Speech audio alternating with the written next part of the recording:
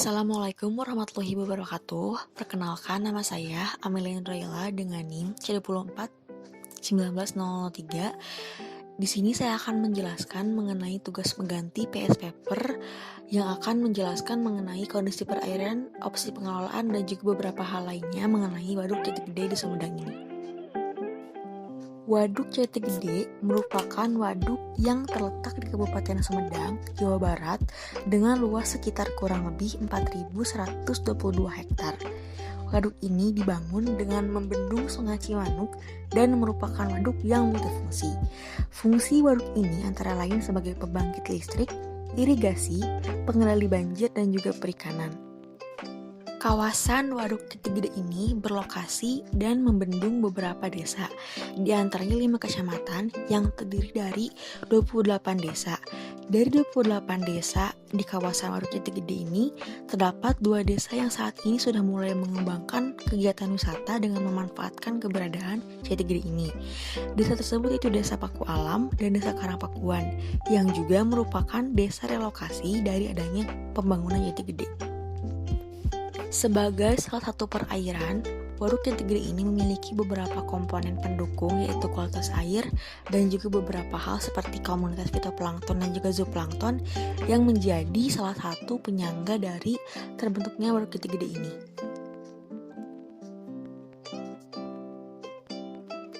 Dalam perairan, terdapat jasad-jasad hidup dan salah satunya adalah plankton yang merupakan organisme mikro yang melayang dalam air laut dan air tawar yang pergerakannya secara pasif tergantung pada angin dan arus. Plankton ini terbagi menjadi 2, yaitu fitoplankton dan juga zooplankton. Fitoplankton merupakan tumbuhan mikroskopis yang merupakan organisme autotrofik dan menjadi produsen primer dari bahan organik pada habitat akuatik. Sementara itu pada zooplankton merupakan binatang heterotropik yang adalah organisme heterotrofik. Kondisi dan jenis kerapatan plankton dapat menjadi dasar analisa kelimpahan sumber daya serta memegang peranan penting dalam mempengaruhi produktivitas primer dari suatu perairan.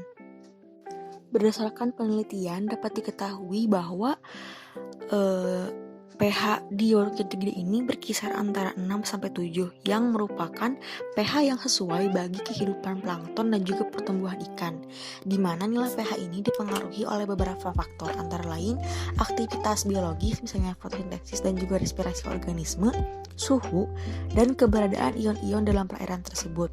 Kondisi fotosintesis akan menjadi optimal ketika pH tersebut normal. Sementara itu, suhu berpengaruh terhadap proses metabolisme sel organisme air yang selanjutnya mengakibatkan peningkatan dekomposisi bahan organik mikroba.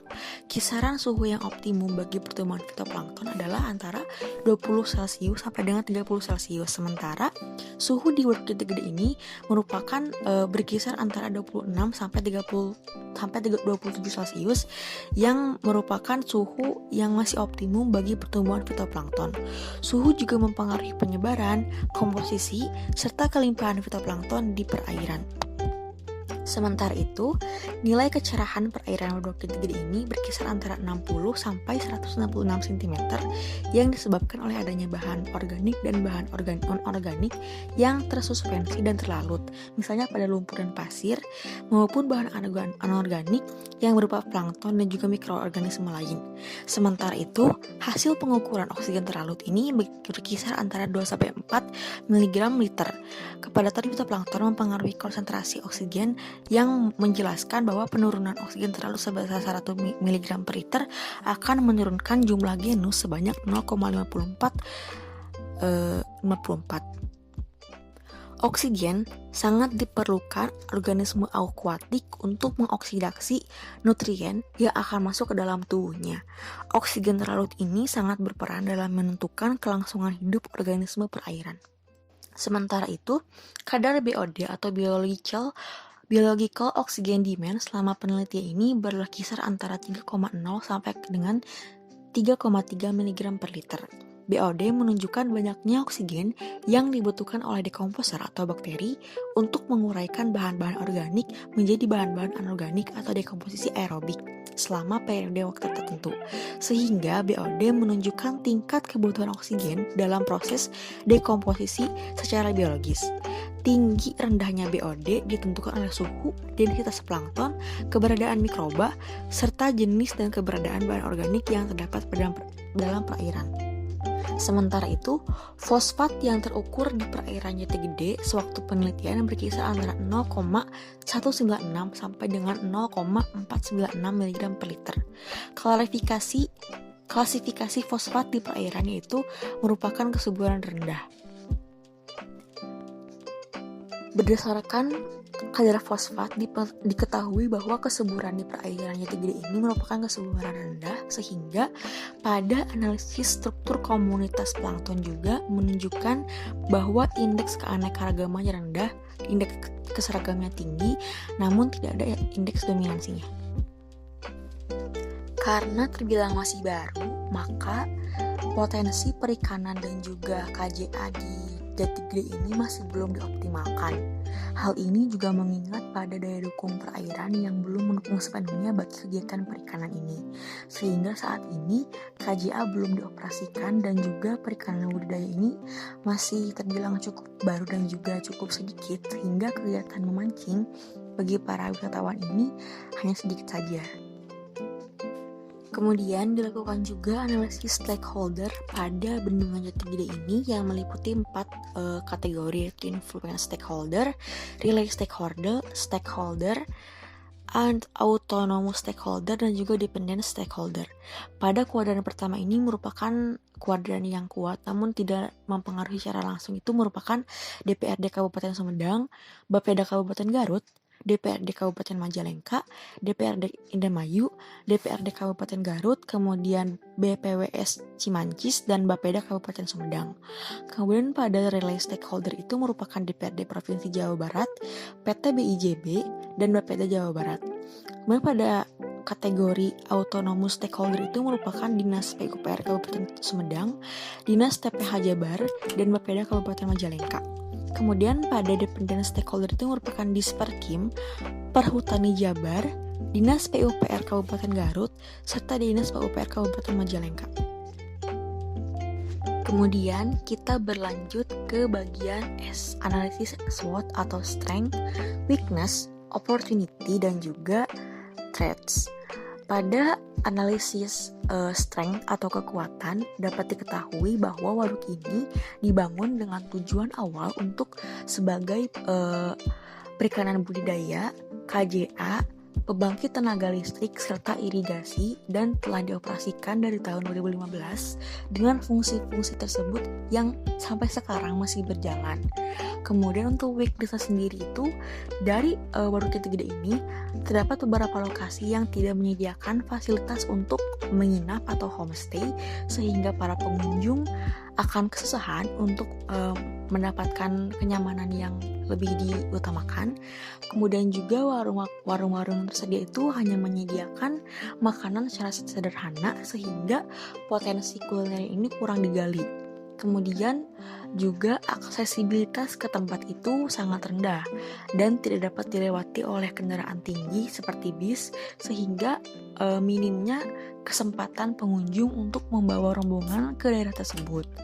Nah, perairan di Jati Gede ini sendiri merupakan perairan dengan pencemaran yang sedang karena adanya masukan limbah dari limbah domestik karena lokasinya yang dekat dengan pemukiman, sehingga tidak dapat dijadikan sebagai sumber air minum ataupun air yang dapat dimanfaatkan secara general. Kemudian dari weakness itu sendiri, Waduk Jati Gede ini kurang dipublikasikan karena kurangnya minat di masyarakat. Kemudian untuk bagian opportunity sendiri, dapat beberapa hal yang dapat digali, itu yang tadi wisata kuliner, kemudian dibangunnya homestay, kemudian pemerataan jalan sehingga aksesibilitasnya kemudian tinggi, kemudian juga dibangunnya beberapa warung-warung yang mendukung pariwisata ini.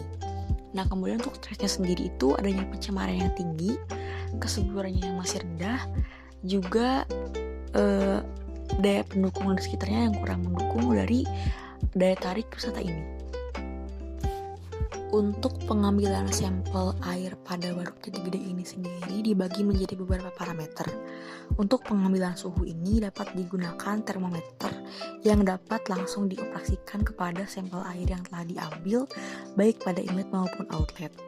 Sementara itu, untuk memetakan wilayah inlet dan outlet ini digunakan drone yang dioperasikan melalui citra satelit itu untuk melihat posisi inlet dan outlet dari Waduk Jati Gede ini sendiri. Kemudian untuk suhu dapat digunakan pada Celcius sehingga dapat diketahui suhu di Jati Gede ini sendiri. Nah, kemudian untuk oksigen terlarut juga dapat digunakan deometer yang dapat dikalibrasi terlebih dahulu kemudian dioperasikan. Kemudian dapat digunakan refraktometer, multimeter, dan juga echo sounder serta sekidis untuk melihat kedalaman dan juga kesirahan pada Waduk Jati Gede ini sendiri. Kemudian untuk menggunakan echo sounder ini terdapat beberapa tahapan. Yang pertama itu menekan tombol on yang memastikan agar alat ini menyala. Kemudian tekan enter dan select. Kemudian tekan menu dan catat trackingnya. Kemudian diatur pengaturan jejak berdasarkan jarak ataupun waktu. Dan kemudian jarak ini dihidupkan, kemudian jejak diaktifkan, kemudian jejak yang telah aktif ini disimpan setiap stasiunnya.